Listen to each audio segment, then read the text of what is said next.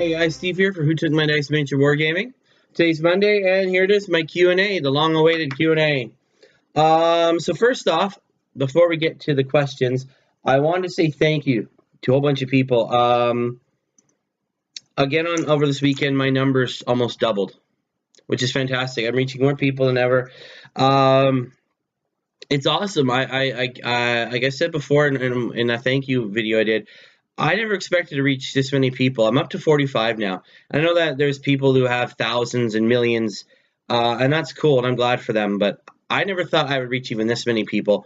And again, all the comments have been really positive. The support is great. This is a fantastic community. I do want to say a big thank you to Mini Warzone.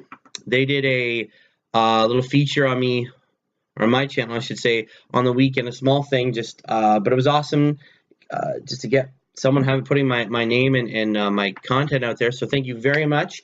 I'm gonna put their details in the comments below, or sorry, the description below. I'll put their link up. It's fantastic to reach that many people. Every time I see them jump, I'm extremely just thankful, happy, and amazed. Just absolutely amazed. So enough of that. Let's get to the questions. So the first question comes to me from, give me 1 second here, from No Campbell. Says, what is your favorite vehicle in 40K?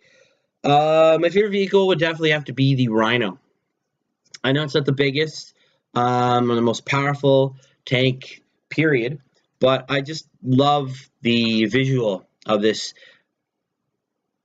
compact, robust vehicle just churning through the carnage and the destruction and delivering a squad of these genetically engineered superhuman war machines. I love the visual. I remember in third ed picking up my first Rhino. It was that old school box. It was an illustration, and it's a Dark Angel Rhino, and there was a bunch of Marines pounding out of the back opening and about to turn around and head past the vehicle, and there's a Dark Angel at top blazing away with a Stormbolter, and there's small arms fire ricocheting, and there's destroyed building and flames in the back. It was fantastic. The visual was just amazing. And I've tried to use Rhinos even in the past couple of editions where people compared them to mobile coffins. I still use them. They're still fantastic. They get my Marines where I need to go, and I love them. I love the little Rhino. I remember back when I picked up another one. I was about to pick up another one, and didn't know what to paint. I painted all my Marines at that point. I wanted something else, and I was kind of looking for a sign. I was flipping around on the TV, and I hit upon the History Channel, or the Canadian History Channel. This is years ago, and it was I remember some program on the Korean War, I believe, and it was just this panning image in black and white of all these British transport vehicles. Obviously the real world inspiration for the Rhino. I can't remember what they're called. I tried looking up, I couldn't find it. But it's just a whole bunch of these Rhino looking vehicles. I said, oh, I gotta get in a Rhino. I loved it. Even when I played the original Dawn of War, whenever you clicked on Rhino, it said, we bear precious cargo. And you're like, yep, yes you do. I love the Rhino. That is my favorite all-time vehicle. Thank you for the question. All right, next. This is from Frost and Fist. They asked a couple questions here. So the first one, your terrain builds are impressive. How long have you been making terrain, and where did you learn? So first off, thank you. I try to do the best for my terrain. I'm definitely nowhere near an expert, but thank you very much for the compliment. How long have I been making it? Probably, actually, on a side note, I am actually working on something else. It could be considered a mixture of terrain and actually something I want to use one day in a battle report, hopefully. It's very early in the construction phase. I'm working with some really thick board right now I'm going to be using for a doorway. That aside, yeah. So I've been building terrain for a long time now. Wow. Well, I started back in 3rd edition, so back in the late 90s. I started with just reading the old White Dwarfs, trying out their terrain. A lot of it was just horrible when I started, and that's the way it is for I think, well, not everybody, for most people. You got to build up to it. But I love the old White Dwarfs set, so I would start with those. I'd build. I built even stuff I didn't even use. I built I remember an old one was a lizard man breeding pool. I tried building one of those out of that turned out okay. Unfortunately, a lot of it's been destroyed or lost over the years as I moved, or I had to get rid of just stuff because it was just taking up space. But yeah, so I started making it years ago now. It was on and off. It was never a steady thing. Then I started again when I worked for Games Workshop in 2007. We did a bunch of terrain building stuff. So I made stuff there, and I just started building up stuff. Still reading articles in the White Dwarf. I also had a copy of the How to Build Citadel Terrain from Games Workshop. And the other one, if you can find it anywhere, it's probably really hard to find now, but the old City Fight book. This is the precursor to Cities of Death, the original one, filled with awesome terrain ideas, because that one they actually wanted you to build your own terrain, and she put out their own rule set to deal with the varying density and size of terrain. But yeah, and where did you learn? Like I said, from the White Dwarfs, from my store manager that I worked with at when I worked at Games Workshop the first time. He was fantastic at building terrain. I learned a lot from him. I helped him build some of the display tables, a bunch of the terrain. It was fantastic. And this is some of this was before we started getting the modular buildings, right? It was awesome. He built this fantastic demo table for I can't remember the name of Star Set. It was a fancy Star Set that was dwarves and goblins, and he built up this fantastic table. He built up a little sort of cave entrance with a road going from it. It was awesome. It was great because it gave you a nice visual for these dwarves to try and defend a cave from the goblins. It was fantastic. He also built an amazing one for the Battle for McCraig box set, or actually built sort of a part of no man's land and a trench line. And so you'd have the Marines in the trench and these Tyranids pouring over, and Marines just trying to hold them off. It was fantastic stuff. Even I had a great one for Lord of the Rings, just lots of forest. He was just amazing. So I learned a lot from him. And then the other one is I'd like to get to know I'd like to get to know the man behind the hobby a little. He said, what are your top 3 fandoms in or outside the hobby?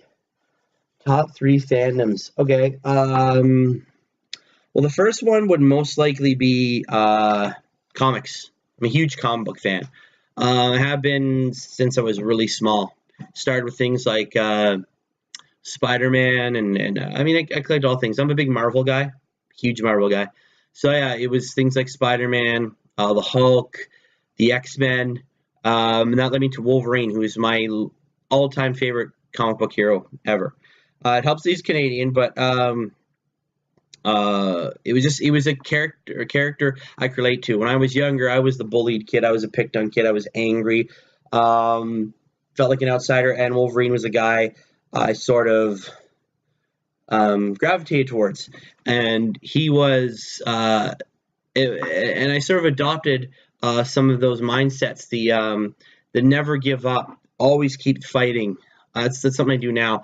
I never give up on anything. I always keep fighting for it. That's one of the things I learned from that. The second one,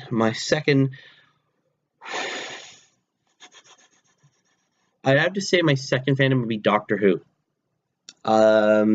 Huge fan of Doctor Who. Can't wait for the new one to come out in Christmas. I remember when I started watching it, it was ages ago. I don't even remember what channel it was on. But I started watching. Obviously, it was in reruns. I was watching Tom Baker's Doctor Who. Fell in love with it. Watched all the way through. All the way through what they had on back then. Obviously, was super excited when it came back. I think in 2005. Been watching ever since, and thanks to YouTube and a bunch of other channels or websites, I should say, I think I've seen pretty much every Doctor Who episode you can see, outside of missing ones or extremely hard to find ones. I love Doctor Who. It's fantastic. I love the fact that you have this really cerebral character who doesn't have to blast his way through everything. Just a very complex, very awesome show. Funny, silly, very serious, very heartbreaking, very funny. It's got everything. And the third one, I know there's a few that are gonna like this. Star Trek. I mean the original series. I'm a huge Star Trek fan. I always love this portrayal of a utopian future where um, there is no more of all the bad stuff in the world. Obviously, there's always going to be conflict, but just I loved it. I loved the sci-fi to it, the whole thing. So yeah, those would be my top three. Thank you very much for your questions there. Frost and Fist. That was actually from Mythos, I think he is the Frost part of that. There's actually two guys who do that video. I'm gonna have their stuff down below too. I've seen some of the stuff. It's very cool, very very cool. And then the last, well, not the last. Another one I had was from Idic Beer, and he asked me, "Do I like spicy food?" Yes and no. I do like some sort of spicy foods. If it gets too spicy, I'm out. But yeah, no, spicy food's good. I like some spicy foods. Just be careful when you touch a spicy food. I once touched a jalapeno and I rubbed my eye. That wasn't any fun. No, that hurt. But yes, I do like spicy food. And then, so I only had a handful of questions this time, but we'll get through it. So then I have Tattoo for You asked, a couple said, what is the hardest part of the hobby for you? The hardest part of the hobby for me, I think, would probably be, I'm going to work on this now, would probably be actually finding, oh, that's the wrong end, actually finding the time to do the hobby. Between working, school coming up soon, and family obligations and all, it is difficult. It gets difficult. There's many times where I'd have the, that spark of I got to build something, I got to paint something, but I can't. It makes that's probably the hardest part. It makes things difficult. It's frustrating sometimes because I just want to get out there and play or paint or create or build something, and but that's sort of just the way life goes. It's unfortunate, but yeah, that would definitely be the hardest part for me. Also, sometimes the painting. There's sometimes where I just can't get the painting right where I want it to be. That'd be the other hard part. I did a lot of painting when I worked at Games Workshop the first time, and it is like riding a bike, but your skills can get rusty. And there's been times where I've been busy trying to paint something. Go, I could do this. Why can't I paint the same way as I could a couple years ago? And you just got to work at it, and then you get back into it, and the flow starts again. He said, I have a good group of gamers around. Do you? Yes, and I don't know. That's a two-parter to that one. There is a cool gaming group around where I live. Very nice guys. I've played a few games with them. The I don't know is because, again, it goes back to the first part. I don't really have all the time in the world to be playing games. I wish I did. I really, really wish I did. And they'll set up, they'll say, hey, we're having a game this weekend. And I'm like, sorry, guys, I'm out. I got to work. Or, I have a family thing. Or, I got to take care of the kids while the wife is out. So, yeah, that's definitely... So, yeah, it's kind of... Yes, they're great. They seem like a really great group of gamers. I just haven't spent as much time as I'd like to with them. I hope at some point, hopefully around Christmas when school's sort of on pause, to maybe get in. I don't know. But yeah, no, that's what I hope. I hope I can. If there's a question like this in the near future, I can give you a better answer than that one. Oh yeah. So sorry about that one. That one's kind of hard to answer because they seem like guys. The games I have played have been fantastic. One of the gentlemen we usually play at his house, fantastic terrain. He's got his awesome tables, really great stuff. A lot of the guys are really cool. Haven't played with all of them yet, but yeah. So there's the answer: yes, and I don't know. So that's kind of it. Those are the questions. I had those 6 questions there. Thank you for everybody who sent me a question. I'm gonna actually put all the people whose questions I did answer. I'm gonna put links to their pages in the description below so you guys can see what they do. That's what I'm all about, spreading that joy, the community, the love of this stuff. I'm going to keep working on this thing. I'm not ready to show it yet. It's something that I've actually built several of these over the years, and it goes back to that train building thing. It's never quite worked out as well as this one. Still a lot of work to go. It's just basically the bare construction right now. It's a shape of what I want it to be. Hopefully, you know, I might put that up later on in the train builders section. I actually going to go out and get some paints today. I hope. We'll see what happens. And I'm going to try and get my Beast of War stuff painted up tomorrow so I can finally show that off and put all the pictures up on their forum.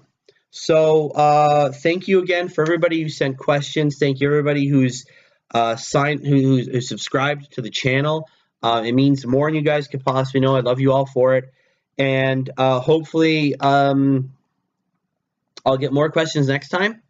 I would love more questions. I'm going to be doing another one of these in late September, then late October, late December. So guys, just keep sending me your questions. Send them to the there's multiple ways. Put them down in the comments of any video. Send them to the email at whotookmydice1@gmail.com.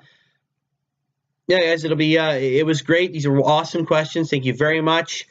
All the information will be down in the description. And until next time, guys, keep rolling those dice. I'll see you later.